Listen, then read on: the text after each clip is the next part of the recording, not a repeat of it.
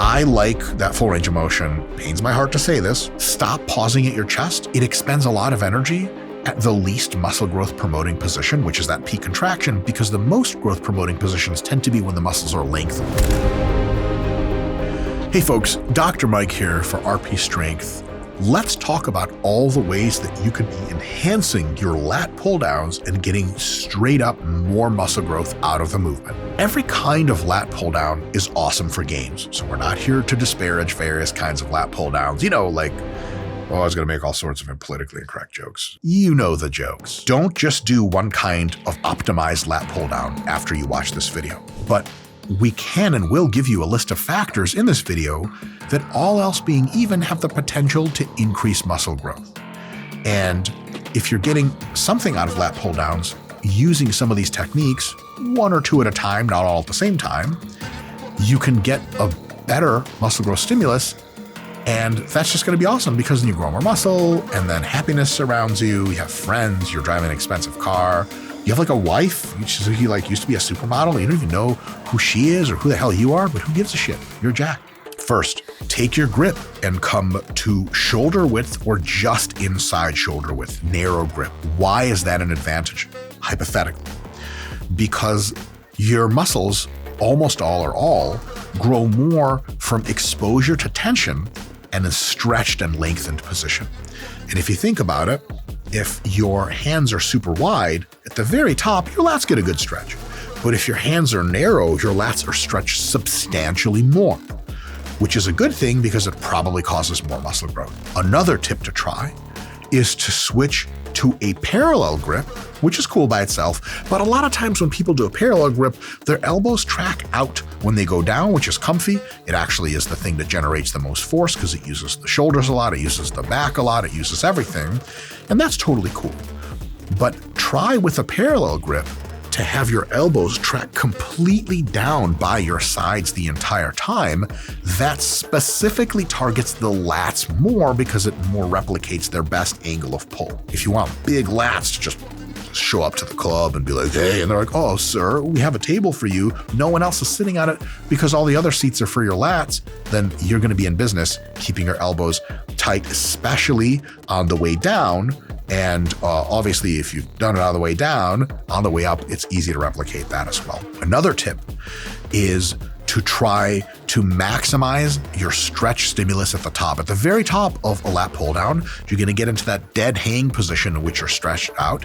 And don't just get in there and get out. Spend about 2 seconds in there and really stretch it out. If it's heavy and the stack is really pulling at you, that will 100% cause extra muscle growth. So that's something to try if you're interested. 1 second, 2 seconds, 3 seconds, just play around with whichever one of those feels the best. Try it and see how you feel.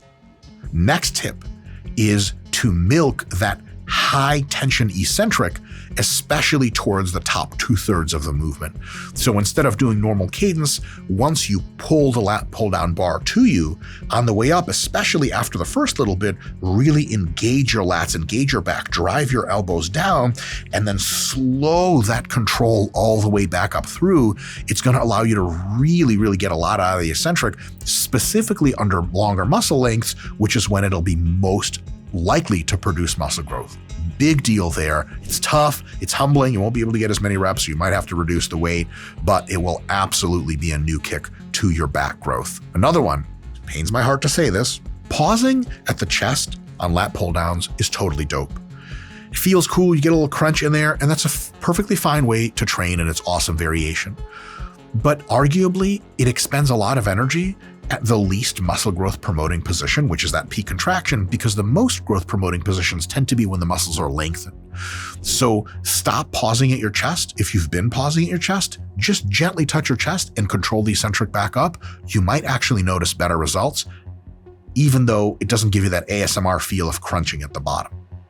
The next tip is pulling only, as much as it pains me as a former, full ROM king or whatever. I was never a king. What was I? Scott, where was I in the full ROM court?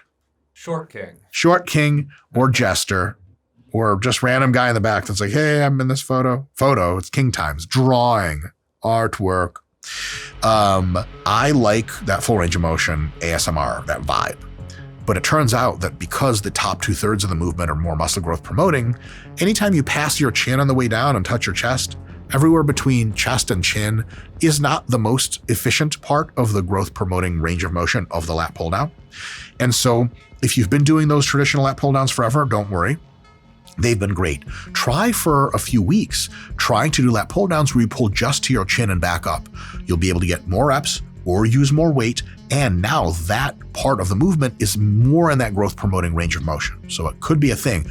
Me personally, I don't like these. They feel fucking weird and they hurt my elbows and shoulders in a weird way. So I don't do them a lot, but on hypothetical grounds, even though I don't do them, you guys might get a huge kick out of them because on paper, they make a ton of sense. And lots of people I talk to much prefer this way of training. And that's totally cool. Just make sure to really milk out that stretch at the top and then come down just to your chin and then really milk out that stretch in the eccentric. Another one that I found works really well is using loads in the 15 to 20 rep range.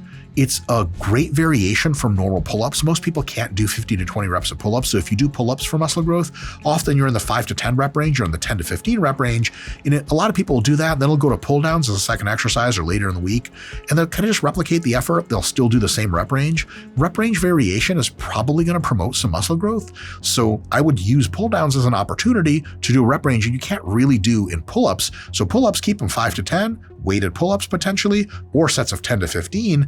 And then for pull-downs, I really like the 15 to 25 rep range. They also occur quite faster than pull-ups in most cases. So the total time under tension is relatively similar for low rep pull-ups and high rep pull-downs. It ends up just working out really well. You get variation. Each set feels really fatiguing, taxing, all really good stuff. There's no dogma here, but just give it a shot and see if it might work for you. Another one, of course, probably one of the biggest hacks is to use VersaGrips. VersaGrips, which you see on video being used in all these demos, allow you to completely take your grip out of the equation. And like, there is no better enhancement to lat pull downs if you've just been doing them raw dog than if you put VersaGrips on, because all of a sudden you'll get like 3 to 8 reps at the end of every set you wouldn't have gotten. And those are precisely the ones that are the closest to failure for your back. You're just going to get way, way, way better gains. So definitely check out VersaGrips. There's a VersaGrips code and also a link in the description to get the RP branded VersaGrips. Hopefully we still sell those when this video comes out for a low, low price of a lot. Pay us money, damn it. Last tip, pull-ups are so amazing that you do 3-4 sets of them and you got all the volume you need. Pull-downs generally aren't as effective. Something is lost with the friction in the machine. And so you might think, oh man, well, 3 sets of pull-downs give me a decent pump, but 3 sets of pull-ups blows it away. Fact. But pull-downs also typically aren't as fatiguing. You can do more reps with them. So why don't you think about this? Whatever standard number of sets you do for pull-ups, do 1 or 2 more sets every time you do pull-downs. So if you're used to doing 3 sets of pull-ups in week 1 of your training, train at 4 or 5 sets of pull-downs in week 1. It's a lot of sets, but it can crush out a ton of growth for you. Some things are just not as stimulative as others on a raw magnitude, and you just have to do more of them to compensate. There's nothing wrong with that. Imagine someone was like, hey, like how many like apples do I need to eat to feel satiated? And you're like, well, like 3 big apples. You're like, oh, I'm done.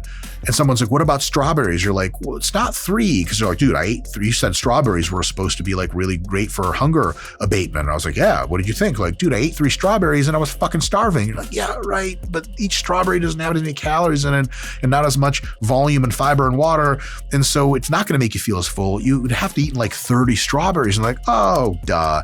But with sets for workout stuff, sometimes I forget that. We all forget that. It's like, well, it's 3 by 10, bro. Like, yeah, some exercises 3 by 10 is a lot. For some, it's just right. And for some, it's like not enough. So for pull downs, a lot of times, if you're not really getting a ton out of them, you can always just do more pull downs, which is like kind of weird to say because it's too straightforward to be something that's revelatory. But on the other hand, like if it works out well. I have a story from back in my old powerlifting days where I got to getting really good at stiff-legged deadlifts. And I noticed that like with stiff-legged deadlifts and good mornings, just 2 sets of 8 was all I needed to get my hamstrings sore for half a week. But I really like wrote off lying leg curls of any kind. We didn't even have a seated leg curl machine because I was like, this is stupid. I have to do like, I do my 2 or 3 sets and nothing happens. Then I started doing 3 or 4 sets with higher reps, just like I do with pull downs, and it nuked my hamstrings. I was like, oh my God, like I discovered an exercise, quote unquote, that I had written off as bad. The only problem was I just wasn't giving it enough volume.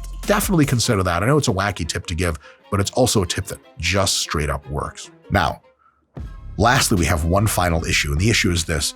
If you incorporate all of these tips, advanced tips at all times, your pull downs might go stale on you at some point, and then what other tricks do you have to throw out the equation? So what I would say is try different grips and different elbow positions and different techniques, just a few of them for multiple weeks and months at a time. And then when those get a little stale, come back to the classics, the original versions, or try a few different tips that we have from this list.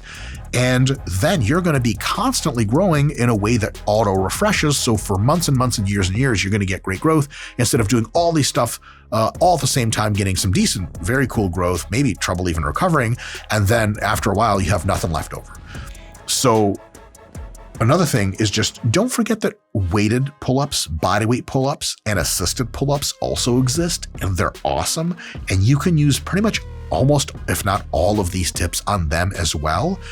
So don't think, okay, pull-downs is the only way to grow the back. There's tons of different exercises with pull-ups, with weighted pull-ups, and with assisted pull-ups. You can incorporate many of these same tips in basically the same ways and see if they cause you much bigger pumps, much more growth, and of course, better relations with your closest people, because hugging involves the lats, is what I'm trying to say.